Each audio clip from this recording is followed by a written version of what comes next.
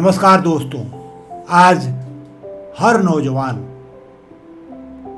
के सामने ये समस्या है कि अपनी पढ़ाई लिखाई पूरा करने के बाद वो कोई नौकरी करे, कोई प्रोफेशन अपनाए, उद्योग धंधा करे या और कुछ काम करे ताकि एक अच्छा जीवन व्यतीत कर सके।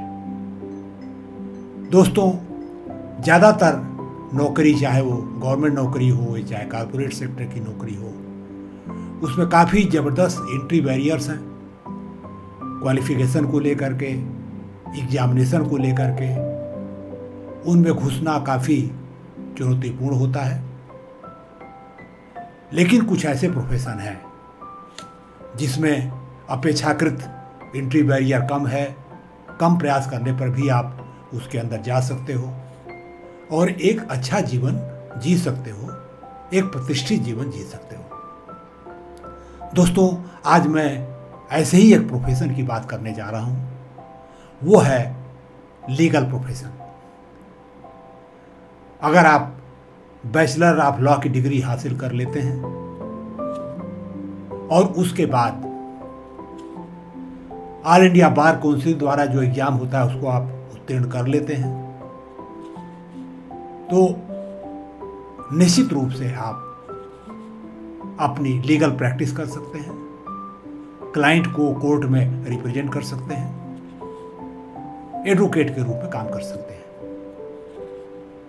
और अगर आपने मान लीजिए कि बार काउंसिल का एग्जाम नहीं भी पास किया है तो फिर भी आप लीगल कंसल्टेंसी वाला काम कर सकते हैं। कोर्ट में रिप्रेजेंट नहीं कर पाओगे, लेकिन यह काम आप कर सकते हो।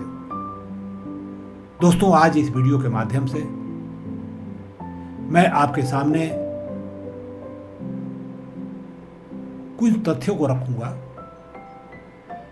मैं उस मानसिकता का वर्णन करूंगा जिसका आपके अंदर होना जरूरी है।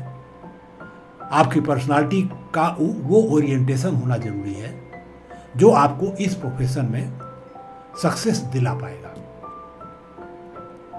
मैं आपसे चर्चा करने जा रहा हूं कि लीगल प्रोफेशन का माहौल कैसा है, इसका फंडामेंटल्स क्या है।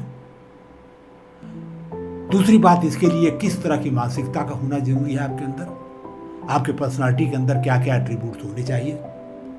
और अंत में मैं आपको ये बताने जा रहा हूं कि आप ये कैसे कर सकते हो ताकि आप एक सक्सेसफुल लॉयर या एडवोकेट बन सकें या लीगल सेक्टर में अच्छी नौकरी प्राप्त कर सकें।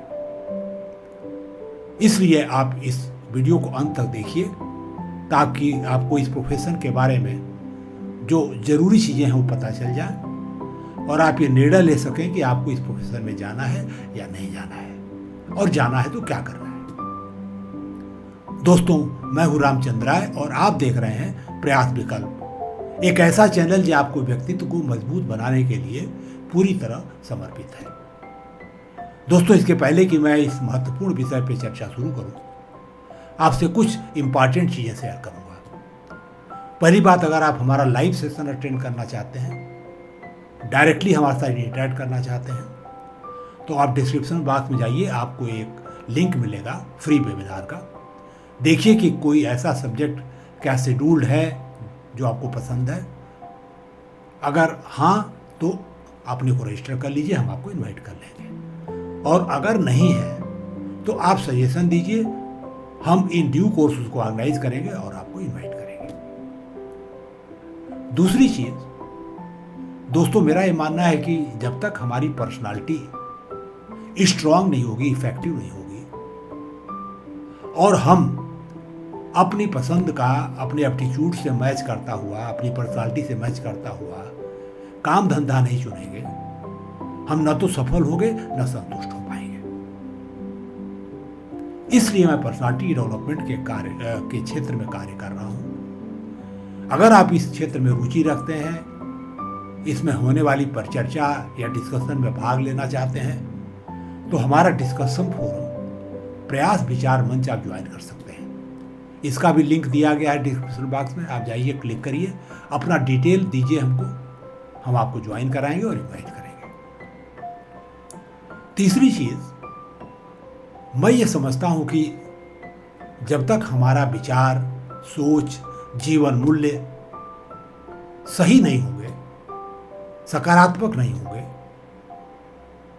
तब तक हम अच्छा व्यवहार नहीं करेंगे। और जब तक हमारे कर्म ठीक नहीं होंगे, हमारा एफर्ट ठीक नहीं होगा, तब तक हम किसी भी क्षेत्र में सक्सेस नहीं पा सकते। चाहे वो नौकरी हो, पैसा हो, उद्योग हो, कुछ भी, आप सफलता नहीं हासिल कर पाओगे। इसलिए लोगों के सोच और विचार में आमूलचूल परिवर्तन ला करके, उनके कंडक्ट में परिवर्तन ला करके, उनको सफल बनाने के उद्देश्य से मैं एक पर्सनालिटी डेवलपमेंट प्रोग्राम का निर्देशन कर रहा हूं, जिसका नाम है प्रयास फाउंडेशन कोर्स, जिसके 5 मॉड्यूल हैं। छात्रों के लिए, कार्यकारी लोगों के लिए, एंटरप्रेन्योर्स के लिए, गवर्नमेंट ऑफिसर्स के लिए और रिटायर्ड लोगों के लिए अलग अलग मॉड्यूल है। अगर आप इस कोर्स के बारे में जानना चाहते हैं तो इसका भी एक लिंक दिया गया है, आप उसको क्लिक करिए। फंडामेंटल कुछ आपको जानकारी मिलेगी। और अगर आप हर मॉड्यूल के बारे में अलग अलग समझना चाहते हैं तो आप हमारे वेबसाइट पे जाइए, वहाँ सारी जानकारी उपलब्ध है, आप उसको चेक करिए। और फिर भी अगर कोई डाउट है तो हमसे संपर्क कर सकते हैं। ईमेल भी दिया हुआ है, मोबाइल नंबर भी दिया हुआ है। और अंत में मैं ये कहूँगा कि मैं ये नहीं चाहता कि गरीब से गरीब व्यक्ति भी हमारे इस कार्यक्रम के लाभ से वंचित रहे। इसके लिए हमने स्पेशल रेवेन्यू मॉडल बनाया हुआ है, जिसमें आपकी एक अहम भूमिका है। दोस्तों, मैं आपसे रुपया पैसा नहीं मांग रहा हूं, केवल आपसे आपका खाली समय मांग रहा हूं, जो हर व्यक्ति के अंदर कुछ न कुछ पास होता है।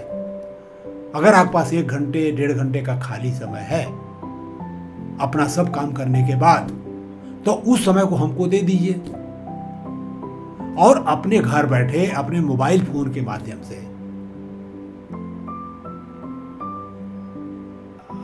कार्य करते हुए हमारे इस कार्यक्रम का संचालन करिए हमारे एक्टिविटी पार्टनर के रूप में, जिसे हम व्यक्तित्व विकास मार्गदर्शक बोलते हैं। इसका लिंक है, आप उसको चेक करिए, स्कीम को समझिए। अगर आपको लगे कि वो आप इसके लिए हमको मदद हमारी कर सकते हैं तो आप हमसे जुड़ पाओगे। दोस्तों, उम्मीद है कि आप हमारे डिस्क्रिप्शन बॉक्स में जाके इन सारे लिंक्स को चेक करोगे और किसी न किसी रूप में हमको जरूर सपोर्ट करोगे।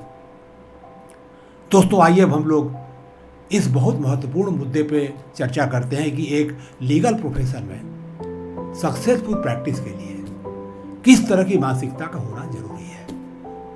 जैसा कि हमने आपसे बोला कि कम से कम 3 चीजें आपको जरूर जानना पड़ेगा। पहली चीज, इसके फंडामेंटल्स क्या हैं, इसका रियल एटमॉस्फेयर या माहौल कैसा है जिसमें आपको काम करना होता है,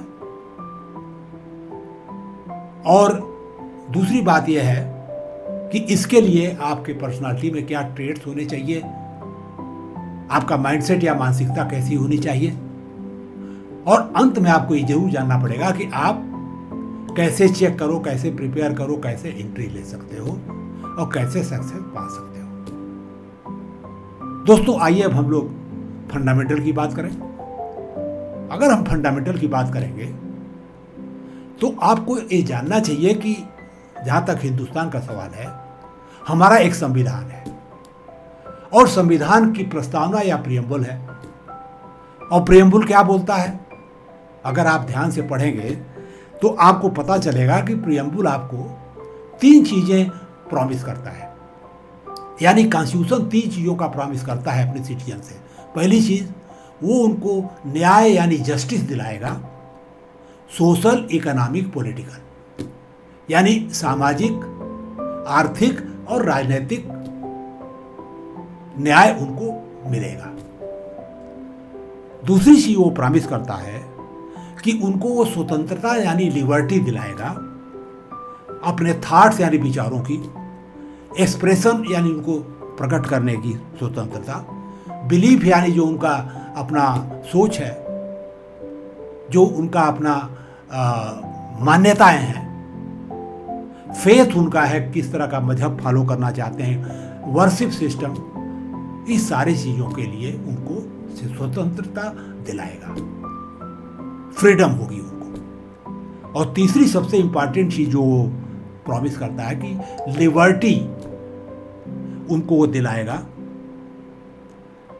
सॉरी लिबर्टी नहीं, इक्वालिटी, स्टेटस की और अपॉर्चुनिटी की, यानी सब मिला के 3 चीजें प्रॉमिस करता है, जस्टिस, लिबर्टी और इक्वालिटी।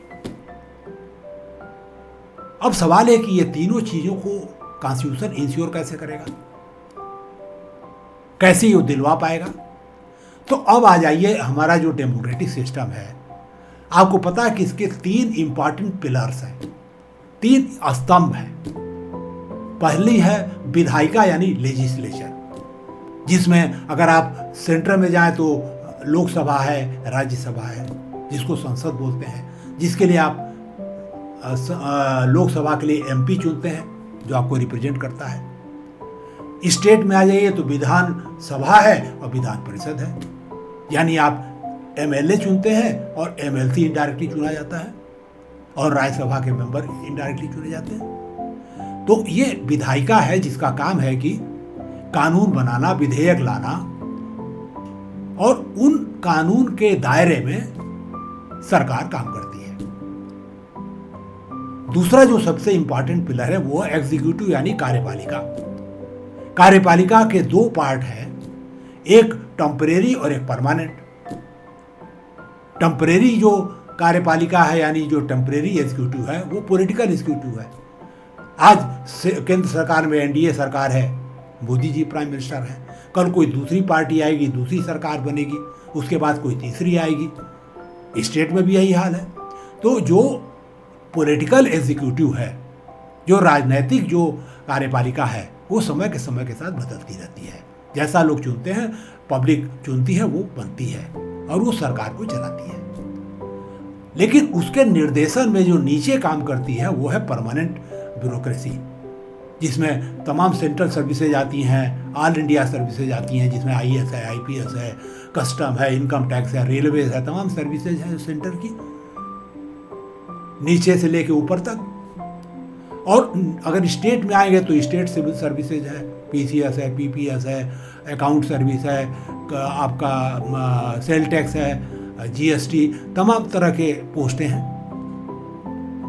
तो ये पूरी की पूरी जो एग्जीक्यूटिव है उसको परमानेंट बोलते हैं, क्योंकि एक बार वो एग्जाम दी, एक बार नौकरी उसको मिल गई तो रिटायरमेंट तक वहाँ रहती है। वो 30 साल, 35 साल, 40 साल, एक लंबी अवधि तक हम गवर्नमेंट सर्वेंट के रूप में, सिविल सर्वेंट के रूप में काम करते हैं। तो एक ये परमानेंट है। अब सवाल है कि अगर कोई कार्यपालिका अपना कार्य क्षेत्र एक्सीड कर रही है या विधायिका कुछ गलत काम कर रही है, तो कौन रेफरी का काम करेगा, कौन ये देखेगा क्या गलत है क्या सही है। या सिटीजन के साथ सरकार कोई अगर गलत काम कर रही है, उनको एक्सेसिव कंट्रोल कर रही है, कॉन्स्टिट्यूशनल जो वैल्यूज हैं उसको वह खुद वायलेट कर रही है, तो कौन उसको कंट्रोल करेगा। तो तीसरा सबसे इम्पॉर्टेंट जो है वो है न्यायपालिका, जुडिशरी, जिसमें अपेक्स पे सुप्रीम कोर्ट बैठा, उच्चतम न्यायालय है, फिर हाई कोर्ट्स हैं हर जगह के, फिर नीचे के आपके डिस्ट्रिक्ट कोर्ट्स हैं, तालुका कोर्ट्स हैं, पूरा एक नेटवर्क है कोर्ट्स का। और कोर्ट केवल कॉन्स्टिट्यूशनल कोर्ट नहीं है, आपके क्रिमिनल केसेज भी वहाँ चलते हैं, आपके फैमिली कोर्ट्स हैं, आपके लेबर कोर्ट है, आपका कमर्शियल कोर्ट्स हैं, तो तरह तरह के स्पेशलाइज कोर्ट भी हैं। तो ये पूरा जो जुडिशल सिस्टम है वो सब मिला के न्यायपालिका होती है। अब सवाल है कि न्यायपालिका जो न्याय देती है कैसे न्याय देती है। आफ्टर ऑल उसके सामने कोई जब केस आता है, कोई किसी तरह का केस दायर होता है, तो कौन दायर करता है। तो जब तक एडवोकेट कोई रिप्रेजेंट नहीं करेगा किसी क्लाइंट को, न्यायपालिका के सामने केस नहीं आएगा। तो किसी भी केस में 2 पक्ष है, मान लीजिए सरकार है या कोई सिटीजन है, या 2 सिटीजन के बीच में कोई डिस्प्यूट है, कोई अपराध हुआ, कुछ भी हुआ। अगर क्रिमिनल केस है तो एक तरफ स्टेट है, दूसरी तरफ क्रिमिनल जिसने क्राइम किया है। तो सवाल है कि न्याय देने की जो प्रक्रिया है उसमें एडवोकेट या जो लीगल प्रैक्टिशनर है उसका बहुत अहम भूमिका होती है। इसलिए वो एक नौकरी नहीं है, एक प्राइवेट अफेयर नहीं है, वो एक पब्लिक सर्विस है। वो एक इस कोर्ट का एक ऑफिसर होता है, कोर्ट को असिस्ट करता है एक सही न्याय दे पाने में। तो फंडामेंटली आप ये समझ जाइए कि अगर किसी देश की न्याय व्यवस्था ध्वस्त हो गई तो वो देश भी ध्वस्त हो जाएगा, वो सर्वाइव नहीं कर पाएगा।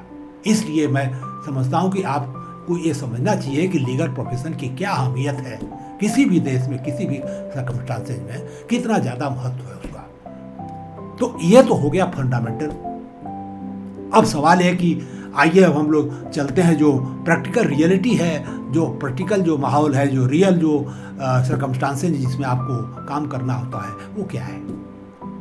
तो चलिए हम शुरुआत करते हैं शुरू से ही। पहली बात, अगर आपको इस सिस्टम में जाना है तो आपके पास बेसिक डिग्री का होना जरूरी है। इसका मतलब आपको बैचलर ऑफ लॉ करना पड़ेगा। अगर आप बैचलर लॉ की डिग्री लेना चाहते हैं तो निश्चित रूप से इस समय सेंट्रल एडमिशन टेस्ट हो रहा है लॉ का, जिसको क्लैट बोलते हैं, उसको आपको देना पड़ेगा। तैयारी कर लीजिए, आप दीजिए। और तमाम लॉ इंस्टीट्यूट्स हैं, नेशनल लॉ यूनिवर्सिटीज़ हैं, यूनिवर्सिटीज़ भी डिग्री दे रही हैं, कॉलेजेज हैं, तमाम बहुत बड़ा एक नेटवर्क है। और हर साल 60 से 70,000 के बीच में लॉ ग्रेजुएट निकलते हैं हमारे देश में। तो आपको इस डिग्री को हासिल करना पड़ेगा। तो पहले आप क्लैट की तैयारी करिए, और क्लैट की तैयारी करने के बाद अगर आप क्वालिफाई कर जाते हैं, आपकी मेरिट है, आप कहीं ना कहीं आपको एडमिशन मिल जाएगा। तो आपने अपना कोर्स पूरा किया। कोर्स के दौरान कुछ आपको पढ़ाया गया, लॉ के हर एस्पेक्ट पे आपको पढ़ाई की जाती है, या क्रिमिनल एस्पेक्ट है, सिविल एस्पेक्ट है, फैमिली है, अल्टरनेट रेजोल्यूशन है, वो सारी चीज़ें उसमें होती हैं। अब आप समझिए कि आपने LLB तो कर लिया, तो LLB करके आप एडवोकेट नहीं बन सकते, किसी पार्टी को कोर्ट में जाके सीधे सीधे रिप्रेजेंट नहीं कर पाओगे। उसके लिए आपको ऑल इंडिया जो बार काउंसिल है उसके एग्जाम को पास करना पड़ेगा, बार एग्जामिनेशन। और बार एग्जामिनेशन एक कंपलसरी चीज़ है जिसको बिना पास किए आपको प्रैक्टिस करने का लाइसेंस नहीं मिलेगा, आप बार के मेंबर नहीं बन पाओगे। और जो ये एग्ज़ाम है उसमें भी लॉ के हर एस्पेक्ट पे सवाल आते हैं। ये देखा गया है कि करीब 79 to 80% लोग पास हो पाते हैं इस एग्जाम में, एक अच्छी परसेंटेज है। तो आप पास नहीं हो पाए ऐसी बात नहीं, आप मेहनत करोगे जरूर पास हो सकते हो। लेकिन ये समझ जाओ कि सीरियसली अगर आप LLB करोगे तो ही इस एग्जाम को भी पास कर पाओगे। और बिना इसके पास किए आप प्रैक्टिस नहीं कर सकते, किसी क्लाइंट को रिप्रेजेंट नहीं सकते जज के सामने जा करके। अदरवाइज आप अगर चाहिए लीगल एडवाइस दीजिए, पेपर तैयार करिए, लोगों को पीछे रह करके हेल्प करिए, उनकी ये सारी चीज़ें आप बना सकते हो, लेकिन आप प्रैक्टिस नहीं कर पाओगे कोर्ट में जा करके। तो ये आपको करना पड़ेगा। उसके बाद एक बात और समझ जाइए कि ये बहुत ही कॉम्पिटिटिव फील्ड हो चुका है। आज हमारे देश में 15 लाख से ज़्यादा प्रैक्टिसिंग जो एडवोकेट हैं जो आज मौजूद हैं। हर साल 70,000 80,000 निकल रहे हैं। हालांकि जो लोग भी निकलते हैं वो सारे प्रैक्टिस में नहीं जाते हैं, कुछ लोग कॉर्पोरेट जॉब ले लेते हैं और कुछ इंडिपेंडेंट कंसल्टेंसी शुरू कर देते हैं, वो सारी चीज़ें होती हैं। लेकिन एक 15 लाख की पॉपुलेशन है, और किसी भी आप डिस्ट्रिक्ट कोर्ट में चले जाइए या तालुका कोर्ट में चले जाइए, हाई कोर्ट में चले जाइए, काफ़ी क्राउडिंग है, ओवर क्राउडिंग है जो इस समय पढ़ के लोग निकल रहे हैं। तो जब आप पढ़ के निकलोगे तो सीधे सीधे आपको केस तो कोई देगा नहीं, कोई आपका क्रेडेंशियल नहीं है, कोई आपका बैकग्राउंड नहीं है। अगर मान लीजिए आपका कोई घर का आदमी है, प्रैक्टिस कर रहा है, कोई रिश्तेदार है, तो वो बात अलग है, उसके साथ जाके बैठना शुरू करिए, कुछ सीखना शुरू करिए। तो पहले आपको किसी एक सीनियर जो एडवोकेट के अंडर में एक अप्रेंटिसशिप या कहिए जूनियर के रूप में काम करना पड़ेगा। हो सकता है शुरू में आपको कोई काम ही न दे और आप जाए तो फ्लैट बना कर दें कि साहब हमारे पास तो ऑलरेडी लोग हैं, हम आपको नहीं ले सकते। और अगर आपको किसी ने ले लिया तो हो सकता है शुरू में आपको कुछ पैसे भी ना दें, हो सकता है कुछ दिन बाद आपको कुछ पैसा देना शुरू करें। तो शुरू में आपको बड़ा स्ट्रगल है, और ये स्ट्रगल 1-2 साल का नहीं है, कम से कम 5 से लेकर 10 साल तक लोगों को स्ट्रगल करना पड़ता है। तो धीरे धीरे लोग सीखते हैं।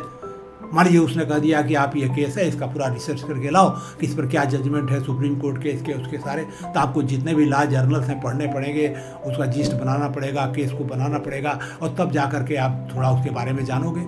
हो सकता है बाद में धीरे धीरे आपको कोर्ट में भेजना शुरू करें, और अगर आप धीरे धीरे रिप्रेजेंट करने लगोगे तो धीरे धीरे आपको अनुभव होगा, धीरे धीरे केस आने शुरू होंगे। और जितना ज़्यादा आप मेहनत करोगे, जितना ज़्यादा सिंसियरिटी आप वर्क करोगे, जितने फोकस तरीके से केस को बनाओगे, उतनी आपको सफलता के चांस होंगे। और एक चीज़ आपको बता दें कि कोई भी केस आप कोर्ट में लेके जाओगे तो उसके दो पक्ष होते हैं, एक डिफेंडेंट होगा और एक एप्लीकेंट होगा, उसमें दोनों के वकील होते हैं। तो आप जो मर्जी करके निकल नहीं सकते। आपको जब तक अपना केस ठीक से आप हैंडल नहीं करोगे, ठीक से रिटर्न स्टेटमेंट नहीं बनाओगे, जो WS फाइल नहीं करोगे, जब तक उस WS के बेस पे प्रॉपर आप समय समय पे जिरह नहीं करोगे, आर्गूमेंट्स नहीं करोगे, तब तक आप ये उम्मीद नहीं कर सकते कि जज आपके केस को समझेगा और आपके फेवर में फैसला देगा। और जज क्या फैसला देगा आप कुछ कह नहीं सकते, तो किसी को कमिट भी नहीं कर सकते कि आप उसको जितवा दोगे। तो आपका काम है मेहनत करना। धीरे धीरे आपकी जैसे जैसे आपको सफलता मिलेगी, आपकी चारों तरफ लोग जानेंगे, आपको एक क्लाइंट आपके पास आया सेटिस्फाइड हुआ, 2 को और भेजेगा, तो धीरे धीरे आप इसको आगे बढ़ा पाओगे। तो दोस्तों सबसे बड़ी बात है कि ये जो फील्ड है ये बहुत ज़्यादा कॉम्पिटिटिव है। अब सबसे इम्पॉर्टेंट चीज़ है कि इसमें क्या क्या चीज़ें आपके अंदर होने की ज़रूरत है ताकि आप एक वकील के रूप में सक्सेसफुल हो पाएँ।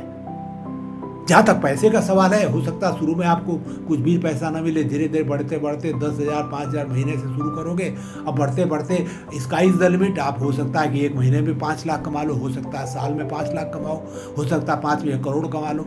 ऐसे भी वकील हैं देश में जो करोड़ों कमा रहे हैं, और ऐसे भी वकील हैं जो शायद कुछ भी उनको नहीं मिल रहा है। तो ये एक बहुत बड़ा, बहुत ही वाइड स्पेक्ट्रम है जिसमें आपको वर्क करना है। तो आपको पहले ये समझ के जाना पड़ेगा कि जहाँ हम जा रहे हैं वहाँ क्या माहौल है, कैसे हमको काम करना पड़ेगा। तो कुछ इंपॉर्टेंट चीज़ें आपके अंदर होना जरूरी है, जो मैं अभी माइंडसेट पे नहीं जा रहा हूँ, जो आपका स्वभाव है। पहली बात, आपको WS जमा करना है, और अगर मान लीजिए किसी ने केस कर रखा है, उसने WS जमा किया है, तो उसका आपको जवाब देना पड़ेगा अगर आप दूसरे साइड के वकील हैं। तो WS अगर आप बनाना चाहते हैं तो जब तक आपका रिटन कम्युनिकेशन स्किल एक्सेलेंट नहीं होगी, जब तक लैंग्वेज पे आपका कमांड नहीं होगा, ग्रामर पे आपका कमांड नहीं होगा, अच्छा लिखने का कमांड नहीं होगा, तब तक आप WS नहीं बना पाओगे। और अगर WS ठीक नहीं बना है तो वही हाल है कि बिल्डिंग की नींव ही कमजोर है, तो बिल्डिंग कहाँ से बनेगी, उस पर कहाँ से केस लड़ पाओगे, क्योंकि बार बार वो जज उसी को पकड़ेगा कि आपने ये तो लिख के दिया हुआ है। तो WS आपको बहुत ही कायदे से बनाना पड़ेगा। क्या आप रिलीफ मांग रहे हो, आप क्लियरली आपको लिखना पड़ेगा, उसको एविडेंस से सपोर्ट करना पड़ेगा, सारे जजमेंट कोट करने पड़ेंगे। तो WS बनाना एक बहुत। दूसरी बात, आपको कोर्ट में अगर आप प्रैक्टिस करना चाहते हो तो आपको ओरल कम्युनिकेशन बहुत अच्छा होना चाहिए, आपको भाषा पे कंट्रोल होना चाहिए, आपके अंदर पोलाइटनेस होनी चाहिए, और आप कुछ भी कह के कोर्ट में नहीं निकल पाओगे, क्योंकि सामने वाला सुन रहा है, आपको काउंटर करेगा, वो कुछ बोल रहा है उसको आप काउंटर करोगे। तो आपको बहुत सोच समझ के कोई चीज़ बोलनी है, क्योंकि तुरंत वो कॉन्ट्रडिक्ट की जाएगी। तो आपके अंदर ओरल कम्युनिकेशन होना चाहिए, आपके अंदर रिटन कम्युनिकेशन स्किल होना चाहिए। और तीसरी बात एक है कि लगातार आप पे अटैक होंगे, आप कुछ भी बोलोगे, सामने वाला उसके विपरीत बोलेगा, आपको उसको काटेगा। तो आपको एक मेंटल स्ट्रांगनेस आपके अंदर होनी चाहिए, एक कॉन्फिडेंस होना चाहिए आपके अंदर। जब तक ये चीज़ें आपके अंदर नहीं होगी तब तक आप अच्छा वकील नहीं बन सकते, आपकी प्रैक्टिस अच्छी नहीं चल पाएगी। तीसरी बात है कि बार काउंसिल है, उसके अपने एक एथिक्स है, इस प्रोफेशन के अपने एथिक्स हैं। तो उस एथिक्स को आपको समझना पड़ेगा, उसको अच्छा सा पालन करना पड़ेगा स्पिरिट में। उदाहरण के तौर पे मैं कहना चाहता हूँ कि आप रॉन्ग साइड से वकील हो, आपको पता है कि आपके क्लाइंट ने गलती की हुई है, अपोजिट साइड सही है, आपका साइड गलत है, फिर भी आप उसको डिफेंड करना है। आपको ये पता करना है कि भाई इसने ये काम किया क्यों, क्या सर्कमस्टांसेस थे, क्या साइकोलॉजिकल बेंड था इसका, क्या मेंसरिया था कि नहीं, जानबूझ के किया कि अनजाने में हुआ। तो आप कोशिश करोगे कि उसको कम से कम बच जाए या कम से कम सजा हो। आप झूठ तो बोल नहीं सकते कि नहीं इसने किया नहीं है, उसने किया है तो आप ये भी नहीं बोलोगे और साथ में अपनी बात रखना चाहोगे जज के सामने। तो एक बहुत ही एक पेकुलियर सिचुएशन पैदा हो जाती है, आपके अंदर एक इनर कॉन्फ्लिक्ट पैदा होता है कि मैं ऐसे आदमी को बचाना चाहता हूँ जिसने क्राइम किया हुआ है, और वो आदमी जिसके खिलाफ क्राइम हुआ है उसके खिलाफ मैं उसको बचा रहा हूँ इसको। तो आपके अंदर एक कॉन्फ्लिक्ट होगा, तो आपको इसको मैनेज करना पड़ेगा। ये काफ़ी लोगों के साथ है। हाँ, आपका अपना चॉइस है, आप ऐसा केस मत लीजिए। तो अगर आप ऐसा केस नहीं लेते हो तो ये आपको प्रॉब्लम नहीं आएगी। और मान लीजिए कि आप नहीं प्रैक्टिस करना चाहते हो, आप कोर्ट में नहीं अपीयर होना चाहते हो, तो आप खाली पेपर वर्क करके पैसा कमाना चाहते हो, तो ये भी ऑप्शन आपको है। आप कारपोरेट सेक्टर में जॉब कर लीजिए, वहाँ पे भी आप पैसा कमा सकते हो। और एक बात और बता दूँ आपको, अगर आपने बार काउंसिल की मेंबरशिप ले रखी है, आपने पास भी कर रखा है, लाइसेंस भी है, तो अगर आप कारपोरेट जॉब करोगे तो ये लाइसेंस रद्द हो जाता है, डीएक्टिवेट रहेगा जब तक आप जॉब करोगे। और जॉब के निकलने के बाद आप प्रैक्टिस करना, फिर एक्टिवेट करना पड़ेगा आपको। मान लीजिए आप गवर्नमेंट नौकरी में चले गए, पब्लिक प्रोसिक्यूटर हो गए, तो उस समय आपको निश्चित रूप से ये जो प्रैक्टिस का जो लाइसेंस है ये डीएक्टिवेट हो जाएगा, फिर आप रिटायर हो जाओगे, फिर एक्टिवेट हो जाएगा। तो ये आपको ध्यान में रखने की ज़रूरत है। दोस्तों, अगली जो सबसे इम्पॉर्टेंट चीज़ है कि कोई भी फाइनेंशियल इंटरेस्ट आपका उस केस में नहीं होना चाहिए। अगर ऐसा है तो आप बिल्कुल बायस हो गए, आप उसको लड़ नहीं सकते। दूसरी बात, मान लीजिए कोई क्लाइंट है, लेडी है या आप लेडी हैं, वो एजेंट है, तो एक बार केस में आप आ गए, एक रिलेशन बन गया एक वकील और मौकिल का, तो आप सेक्सुअल रिलेशनशिप नहीं बना सकते। अगर ऐसा है तो निश्चित रूप से रिलेशनशिप एबिसिएट हो जाएगी। उसके बाद एक और है कि कोर्ट में आप हैं, आपके सामने जज साहब बैठे हुए हैं, सामने वाला वकील है, मौकिल है, विटनेसेस हैं, सबके साथ आपको डिग्निफाइड बिहेवियर करना है। आपको अपनी भाषा पे कंट्रोल होना चाहिए, एक रिस्पेक्टेबल भाषा का इस्तेमाल करना है, ओवर आर्गूमेंटिव नहीं होना है, ओवर अग्रेसिव नहीं होना है। लेकिन आपको ठेका नहीं ले सकते कि मैं जितवा दूंगा। अगर आप पैसा ले रही हो, मैं जितवा दूंगा, गारंटी ले रहे हो, और अगर आप हार गए तो निश्चित रूप से आपको परेशानी होगी सब साइड से, और आप ओवर अग्रेसिवनेस दिखाओगे क्योंकि आपने कमिट कर रखा है। तो इसके करने की ज़रूरत नहीं है। भगवान कृष्ण ने गीता में कहा, अपना काम करो, फल मिले ना मिले कोई बात नहीं। तो एज ए वकील आप अपना काम करिए, अपना काम ईमानदारी से करिए। वो उसको, आपके वकील को या क्लाइंट को लगना चाहिए कि वकील साहब हमारा पूरा का पूरा मेहनत कर रहे हैं, मदद कर रहे हैं, हमारी चीज़ को आगे बढ़ा रहे हैं, आगे जजमेंट जो होगा वो होगा। तो आप कह दिए, भाई जजमेंट के बारे में आपको कुछ मैं नहीं कर सकता, मैं अपना फर्ज करूंगा, मैं हर तरीके से कोशिश करूंगा कि आप अपने केस को आपके फेवर में एक जजमेंट जाए, लेकिन आप इसकी गारंटी नहीं ले सकते। तो दोस्तों, ये कुछ ऐसे चीज़ें हैं जो आपको समझना चाहिए। और आप अगर ये जो जिस कंडीशन में आप काम करते हो, अगर आप अच्छी तरह समझ करके और तब इसमें निर्णय लेते हो कि हमको इस प्रोफेशन में जाना है या इस प्रोफेशन में नहीं जाना है, तो निश्चित रूप से आप इसमें अच्छा करोगे। तो अब हम तीसरे बात पे आते हैं जो इम्पॉर्टेंट है, वो ये है कि आपकी मानसिकता क्या होनी चाहिए, किस तरह की पर्सनालिटी होनी चाहिए। अगर पर्सनालिटी को हमको समझना है तो डिटेल में हमको इस चीज़ को समझना पड़ेगा। दोस्तों, अगर हम मानसिकता यानी पर्सनालिटी ट्रेट्स की बात करें तो इसके 3 मेन कंपोनेंट होते हैं पर्सनालिटी के हमारे: इंटरेस्ट और एप्टीट्यूड, लेवल ऑफ इंटेलिजेंस और नेचर। 3 चीज़ों के मिलकर हमारी पर्सनालिटी बनती है। जहाँ तक इंटरेस्ट या एप्टीट्यूड का प्रश्न है, आपके अंदर जो चीज़ें ज़रूरत है, पहली बात आपकी डीप माइनिंग मेंटालिटी होनी चाहिए, यानी खुदाई करके फैक्ट का पता करने की आदत या उसमें रुचि आपकी होनी चाहिए। सरफेस पे अगर आप काम करने वाले हो तो आप वकील नहीं बन सकते। दूसरी चीज़, आपकी जो लॉजिकल रीजनिंग है वो बहुत स्ट्रांग होनी चाहिए। लॉजिकल कंक्लूजन ड्रा करने की क्षमता बहुत स्ट्रांग होनी चाहिए।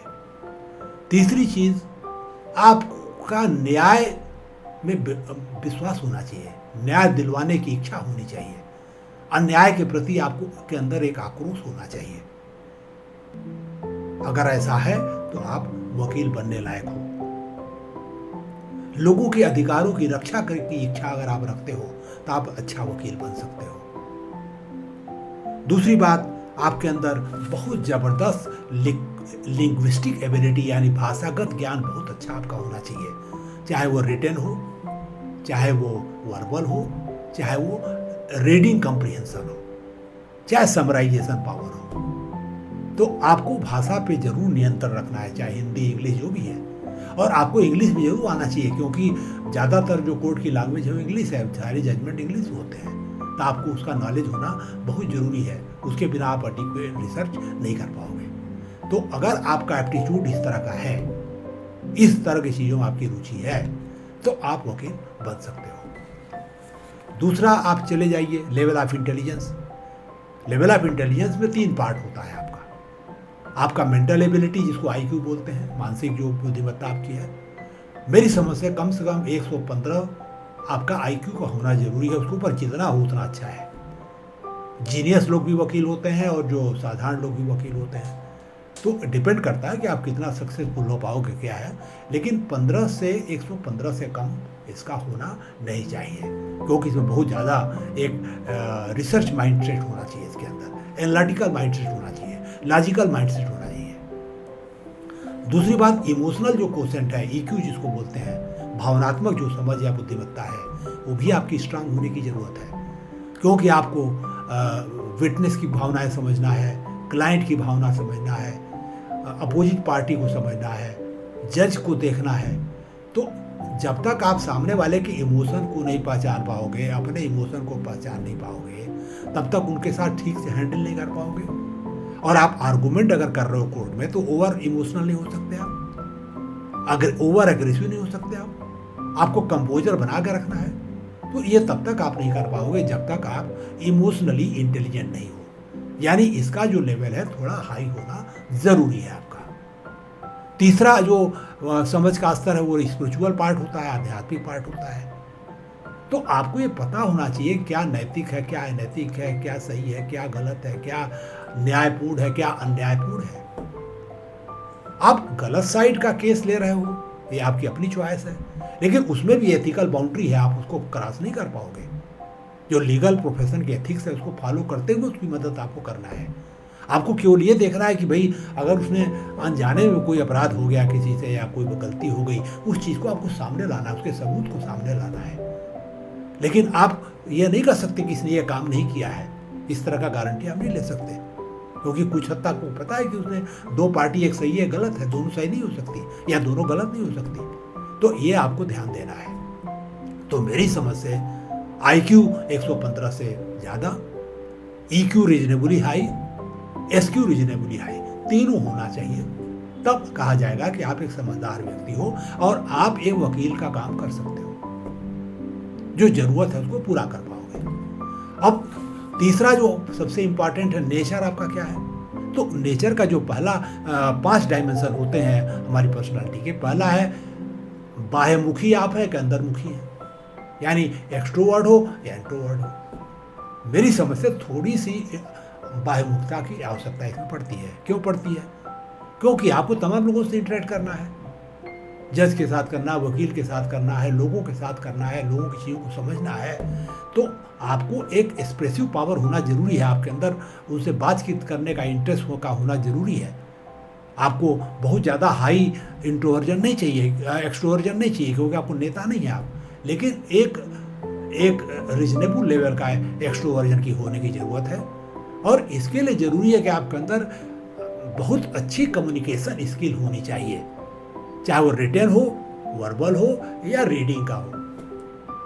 तो ये अगर है तो आप एक वकील बन सकते हो। बहुत ज़्यादा नहीं चाहिए, लेकिन लैंग्वेज पार्ट पे आपको बहुत ही मेहनत करना है, बहुत ही स्ट्रांग आपको काम करना पड़ेगा।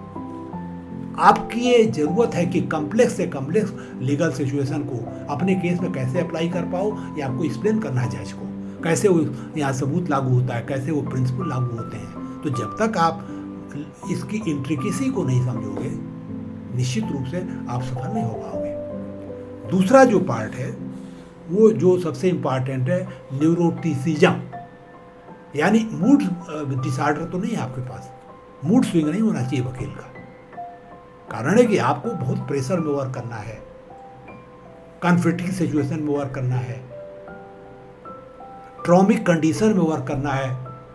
ट्रॉमा हो जाता है, विकारियस ट्रॉमा हो सकता है आपको, एक बहुत ही गलत घटना हो गई है, रेप हो गया मान लीजिए, बार बार उस इवेंट को बार बार दोहराया जा रहा है तमाम अवसर पे, तो आपके अंदर एक नेगेटिव एक इम्पैक्ट पड़ता है उसका। तो आपको अपने कंपोजर को बना के रखना है, इमोशनल स्टेबिलिटी को बना के रखना है, मेंटल स्ट्रांगनेस को बना के रखना है। इसलिए न्यूरोटिसिज्म का जो स्केल है उसमें आपको लो स्कोर करना पड़ेगा, तब आप वकील बन पाओगे। अगर आप ऐसा नहीं है तो निश्चित रूप से आप वकालत के पेशे में आप सफल नहीं हो पाओगे। तो ये एक दूसरा एंगल इसका होता है तीसरा जो इंपॉर्टेंट एंगल ये है कि कर्मनिष्ठता, कॉन्साइंसनेस। दोस्तों ये बहुत इंपॉर्टेंट एक एट्रीब्यूट है एक वकील के लिए। पहली बात, आपको वेल प्लान्ड होना चाहिए, अपने दिन को कायदे से प्लान कर सके, अपने कागजों को कायदे से रख सके, कायदे से फाइल बना सके, उनको सीक्वेंशियल रूप में लगा सकें कि रिट्रीवल आसान हो उनको सही रेफरेंस से प्रस्तुत कर सके। तो प्लानिंग फोकस बहुत ज़रूरी है, कंसंट्रेशन बहुत ज़रूरी है। दूसरा, आपके अंदर जीतने की स्ट्रांग ड्राइव का होना जरूरी है। अगर ये ड्राइव है तभी आप मेहनत कर पाओगे। आपकी जो पर्सनालिटी है स्व उत्प्रेरित, स्व नियंत्रित होनी चाहिए, स्व संचालित होनी चाहिए, ताकि आप केस पर फोकस कर सको, उसको की तैयारी कर सको, एक स्ट्रांग WS बना सको और स्ट्रांगली उसको डिफेंड कर सको कोर्ट में जाकर के अपने केस को। तो जब तक आपकी पर्सनालिटी में ये तीनों गुण नहीं है, आप एक प्रैक्टिसिंग लॉयर के रूप में सफल नहीं हो सकते हैं। दूसरी बात है, आपको हेवी वर्कलोड हैंडल करने की आपके अंदर क्षमता होनी चाहिए, क्योंकि काफ़ी मेहनत लगती है। यहाँ पे मैं एक बात कहना चाहूँगा कि आप वर्कलोड बेतहाशा नहीं ले सकते हो। आप उतना ही काम लिए जितना आप हैंडल कर पाओ। आपके वकील को ये नहीं लगना चाहिए कि आप समय नहीं दे रहे हो उसको, उसका केस ठीक से तैयार नहीं हो पा रहा है, ठीक से तैयार न होने की वजह से वो हार गया, तो आपकी रेपुटेशन खराब होगी। तो आपको सोच समझ के केसेज लेना है, लेकिन ये मान के चलिए कि आपको काफ़ी मेहनत करनी पड़ेगी। आपको लेट नाइट वर्क करना पड़ सकता है, घर पे काम करिए, वहाँ करिए, तमाम पढ़ाई लिखाई करनी पड़ेगी। तो एक हेवी वर्कलोड आपको हैंडल करने की क्षमता होनी चाहिए। ये तब तक संभव नहीं है जब तक आप कर्मनिष्ठता आपके अंदर नहीं है। आपके अंदर परविशेंस और रेजिलियंस होना चाहिए, जीवटता का होना जरूरी है। लगे रहना पड़ेगा। केस सालों साल चलते रहते हैं, आपको लग करके उसको परसू करना है, उसको लॉजिकल कंक्लूजन में ले जाने का कोशिश करना है। आपके अंदर धैर्य का होना इसलिए बहुत जरूरी है। अगर आप धैर्य नहीं है तो आप केस को लड़ नहीं पाओगे। बार बार आर्गूमेंट हो गए, बार बार डेट पड़ेगी, आपको केस पे फोकस बनाए रखना है। आपको जल्दी डिसीजन लेने की क्षमता होनी चाहिए। जो भी इंफॉर्मेशन है उसके बेस पर आप अननेसेसरी डिले नहीं कर सकते। जो चौथा जो गुण है वो एग्रीएबलनेस का होता है। एग्रीएबलनेस एक बहुत इंपॉर्टेंट एट्रीब्यूट हमारी पर्सनालिटी का होता है। इसका मतलब सहमतता होता है। इसका मतलब कि आप जो आपका क्लाइंट है उसके प्रति आप कितने सहानुभूति रखते हो, उसको समझने की कितनी कोशिश करते हो, कितनी अच्छी तरह उसको आप अपनी बात समझा पाते हो, उसकी बात समझ पाते हो, उसकी प्रॉब्लम को समझ पाते हो, उसके जूते में पैर रख के देखिए कहाँ उसको काट रहा है, उसकी उस हिसाब से आप मदद करिए, तब आप एक सफल वकील बन पाओगे। तो ये जो सहमतता यानी एग्रीएबलनेस का जो स्केल है आपका, ये हाई होना चाहिए। आपके अंदर एक परसुएसिव पावर होना चाहिए, ताकि आप जज को परसुएट कर पाओ कि वो आपकी बात समझे, हो आपका व्यू पॉइंट को समझे, अपने केस को समझे। आपको विटनेस को परसुएट करना है कि वो सही चीज़ आपको बताए, बार बार उससे चीज़ें पूछना है आपको। तो एक परसुएसिव पावर का होना बहुत आपको लिए जरूरी है। आपके इंटरपर्सनल रिलेशन बहुत अच्छे होने चाहिए। भाई भले मान लीजिए वकील है, अपोजिट पक्ष का वकील है, इसका मतलब आपको दुश्मन नहीं है, आपका बार का मेंबर वो भी आप ही है। तो एक आपको वर्किंग रिलेशन बना के सबके साथ रखना पड़ेगा। गवाह है, चाहे आपका गवाह है, चाहे अपोजिट पक्ष का गवाह है, चाहे जज है, चाहे और वकील है, तमाम वकील हैं। तो आपके अंदर इंटरपर्सनल रिलेशन अच्छी बनाने की स्किल का होना बहुत जरूरी है। और इसके बाद है कि रियल फैक्ट निकालने की क्षमता आपके अंदर होनी चाहिए वकीलों से, जो भी आपके गवाह हैं, ताकि आप अपना केस प्रस्तुत कर पाओ। और इसके बाद जो लास्ट जो है वो ये है ओपन टू एक्सपीरियंस, यानी आप कितने एक्सपेरिमेंटल हैं, कितने इमेजिनेटिव हैं, क्रिएटिव हैं। यहाँ मैं कहना चाहूँगा कि आप जब कोर्ट जजमेंट पढ़ते हो, अपने केस के लिए तैयारी करते हो, तो आपको एक कोरिलेशन खोजना पड़ता है कि वो क्या सर्कमस्टांसेस थे, आपकी क्या सर्कमस्टांसेस हैं, कैसे वो मैच कर रहे हैं, कैसे आपको वो सपोर्ट कर रहे हैं। तो जब ये एक बहुत ही क्रिएटिव वर्क है, एक रिसर्च वर्क है ये। तो अगर ये आपका स्ट्रांग नहीं है ओपन टू एक्सपीरियंसेस, तो निश्चित रूप से आप ये काम नहीं कर पाओगे और आप एक अच्छा केस नहीं लड़ सकते जो है। इसके लिए आपको लॉजिकल थिंकिंग, क्रिएटिव अंडरस्टैंडिंग का होना बहुत जरूरी है आपके अंदर। तो दोस्तों, मैं समरी के तौर पे ये कहना चाहूँगा कि अगर आपको वकील बनना है तो आपके अंदर दूसरों को न्याय दिलाने की, उनके अधिकारों की रक्षा करने की एक अर्ज होनी चाहिए, एक इंटरेस्ट या एप्टीट्यूड होना चाहिए। दूसरी चीज, आपके अंदर बहुत अच्छी लिंग्विस्टिक एबिलिटी होनी चाहिए, कम्युनिकेशन स्किल होनी चाहिए, चाहे वो रिटन हो चाहे वर्बल हो। अच्छा रीडिंग कॉम्प्रिहेंशन का होना जरूरी है। थोड़ा बहुत एक्सट्रोवर्ट होना चाहिए, न्यूरोटिक नहीं होना चाहिए। अग्रीएबलनेस पे आपको बेटर स्कोर करना पड़ेगा, ओपन टू एक्सपीरियंस पे आपको अच्छा स्कोर करना पड़ेगा, और कर्म निष्ठता का स्ट्रांग होना जरूरी है। तो ये हो गए एट्रीब्यूट। अब सवाल है कि आखिरी और सबसे इंपॉर्टेंट पार्ट इस वीडियो का आपको करना क्या है। पहली बात, पहले अपने पर्सनालिटी को समझो। 1-1.5 घंटे के टेस्ट होते हैं, छोटे छोटे, आप दे लीजिए। आपको ये सारी चीज़ें क्लियर हो जाएंगी कि आपकी पर्सनालिटी का जो करंट स्टेटस है वो है क्या। जो कमी आपको दिख रही है उसको आप नोट करिए। हो सकता है इसके लिए इस वीडियो को दोबारा आपको देखना पड़ जाए, क्योंकि याद तो रहेगा नहीं आपको। तो वीडियो दोबारा चला लीजिए और धीरे धीरे आप उसको एक नोट बना लीजिए कि हमारे अंदर ये प्रॉब्लम है, ये प्रॉब्लम है, ये प्रॉब्लम है। और मेरा ये मानना है कि कोई ऐसी प्रॉब्लम है जो दूर नहीं हो सकती। आप उसको दूर करिए, अपनी पर्सनालिटी को डेवलप करिए, और एक बार आप उधर काम करना शुरू कर दिए, अब आप जाइए, आप बैचलर ऑफ लॉ की डिग्री लीजिए, तैयारी करिए, CCLAT तैयारी करके दीजिए, डिग्री लीजिए, अच्छी डिग्री लीजिए, मेहनत करके पढ़िए उसमें। क्योंकि याद रखिए कि आपको फिर बार का भी एग्जाम पास करना है, यही पास करने से काम नहीं चलने वाला है। और अगर आपने पास कर लिया और बार में चले गए तो उसका भी पास कर लिया, फिर आप चाहें तो आप पहले जाइए, वकील ढूंढिए जिसके साथ थोड़ा आप अनुभव गेन कर सको। परिवार में हो बहुत अच्छा है, रिलेशन कोई हो बहुत अच्छा है, कोई मित्र हो, जैसे भी, चाहे कास्ट कंसिडरेशन, आप कहीं से पकड़िए किसी को और पूरी डेडिकेशन के साथ उसके साथ काम करिए। जो वो कहे वो करिए शुरू में, फिर धीरे धीरे आपको काम देंगे। जब उनके अंदर लगेगा कि लड़का कमिटेड है, ये मेहनती है और हमारे प्रति फेथफुल है, तो धीरे धीरे आपको चीज़ें बताएंगे, आप सीखोगे। उनको गुरु मान के चलिए, उनका रिस्पेक्ट करिए, आप सीखोगे। धीरे धीरे आपके अपने केस बनने शुरू हो जाएंगे। धीरे धीरे आप एक ऐसा स्टेज आ जाएगी कि आप लोगों को गाइड करना शुरू करोगे। और मैं बता दूं आपको कि शुरू में जरूर आपको थोड़ा सा मेहनत लगेगी, 2-3 साल, 4 साल, 5 साल, हो सकता है डिप्रेशन भी महसूस हो आपको। लेकिन धीरे धीरे मैं समझता हूँ कि जितना आप चाय में चीनी डालोगे उतनी मीठी होगी, जितना मेहनत करोगे धीरे धीरे लोग आपको समझेंगे, आपको केस मिलने शुरू हो जाएंगे, और आपके जो इकोनॉमिक कंडीशन बेहतर होनी शुरू हो जाएगी, आपको अच्छी फीस मिलना शुरू हो जाएगी, आप कंसल्टेंसी दे सकते हो, मल्टीफेरियस वर्क कर सकते हो। तो एक स्काई इज द लिमिट है जो इस प्रोफेशन में, और एक नोबल प्रोफेशन है। जैसे मैंने बोला कि जो वकील होता है, जो एडवोकेट होता है, वो एक बहुत बड़ा मीडियम होता है न्याय दिलवाने का।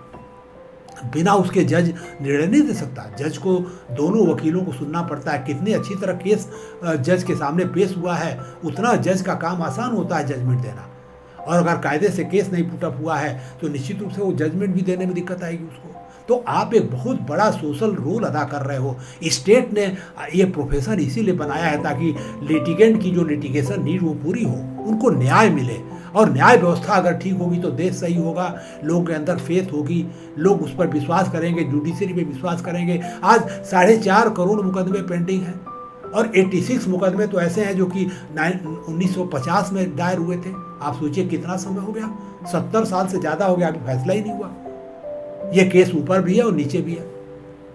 तो एक बहुत बड़ा चैलेंज है हमारे देश के सामने, न्याय व्यवस्था के सामने। लोगों का फेथ इसमें नहीं है। और आप अगर इस प्रोफेशन को चुनते हो तो एक बहुत बड़ी आप सोशल सर्विस, देश की सेवा भी करोगे और साथ में आपको एक सोशल प्रेस्टीज भी होगी।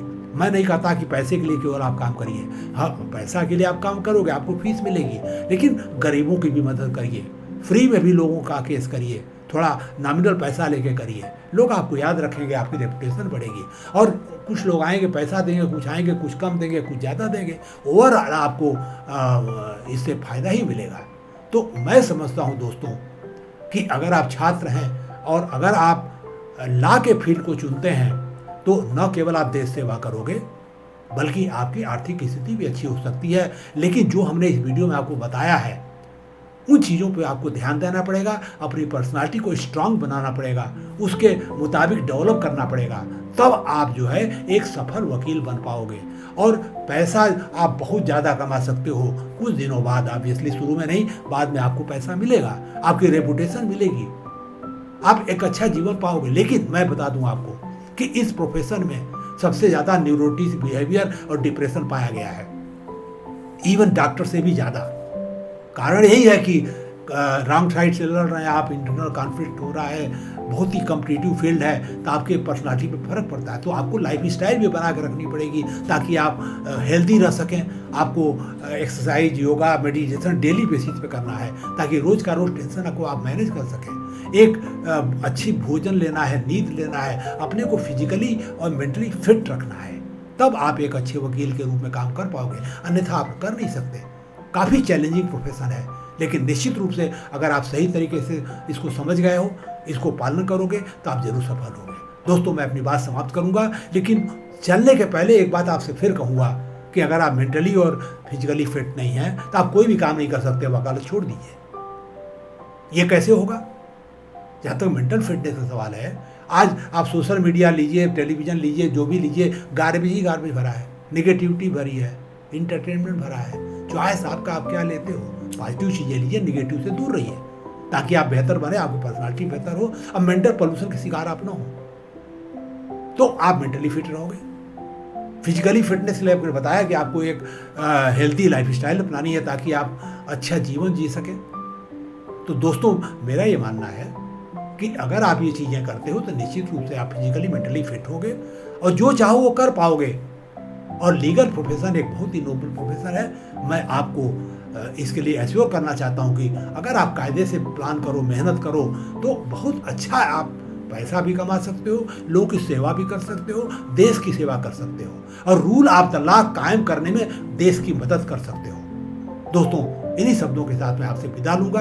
उम्मीद है कि ये वीडियो आपको अच्छा लगा होगा, अपने दोस्तों के साथ शेयर करोगे, हमारे चैनल को जरूर सब्सक्राइब करोगे और बेल बटन भी जरूर दबाओगे ताकि आपको जो भी वीडियो आए उसका नोटिफिकेशन मिल जाए, उसका फ़ायदा उठा सको। हमें सुनने के लिए बहुत बहुत धन्यवाद।